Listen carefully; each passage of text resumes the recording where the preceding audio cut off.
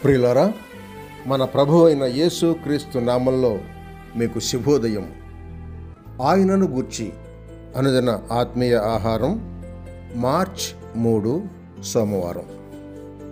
నేటి మన ధ్యాన లేఖనం యోహాను సువార్త 1 అధ్యాయం 16 వచనం.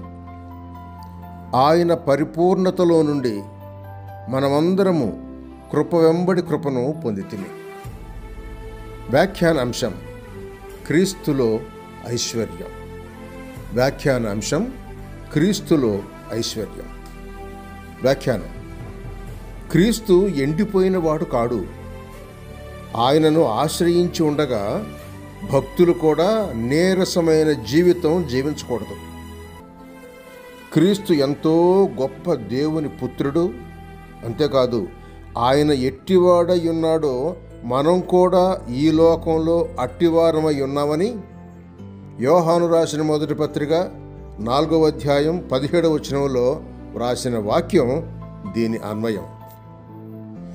విక్టోరియా మహారాణి దినాల్లో ప్రధానమంత్రి అయిన డిస్రేలీ గారు పదే పదే సామ్రాజ్యం సుభిక్షంగా ఉండటం కోసం రాణి గారిని దీన్ని దాన్ని ఇమ్మని అనేక సార్లు మనవి చేయొచ్చు వచ్చారట. ఆఖరికి విసిగిపోయిన రాణిగారు ఒకనాడు ఆయన వైపు తిరిగి, డిస్రేలీ, నీవు ఎప్పుడు నన్ను అడగటం మానివేస్తావు అని అన్నారట.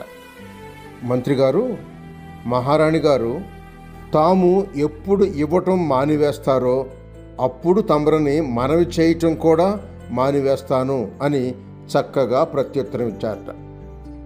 ఇది సరైన జవాబు. భక్తుడా, నేడు మేలుకొని క్రీస్తునందు మీ ప్రతి అవసరమును తీర్చగల కృపను ధారాళంగా పుచ్చుకొని ఆయన పరిపూర్ణతకు తగినట్టు జీవించండి. బాహుళ్యమే గాని ఆత్మీయమైన దారిద్ర్యం మీకు వలదు. రోమాపత్రిక 5వ అధ్యాయం 17వ వచనం చూడండి. క్రీస్తును నమ్మిన వారు దరిద్రులు కారు గాని 2వ కొరింథీ పత్రిక 8వ అధ్యాయం 9వ వచనం చొప్పున ధనవంతులై ఉన్నారు. అవునా కాదా? మీ జవాబేంటి? ప్రియులారా, మన ప్రభు అయిన యేసు క్రీస్తు యొక్క తండ్రియగు దేవుడు స్తుతింపబడునుగాక. ఆయన క్రీస్తునందు పరలోక విషయములలో ఆత్మ సంబంధమైన ప్రతి ఆశీర్వాదమును మనకు అనుగ్రహించను.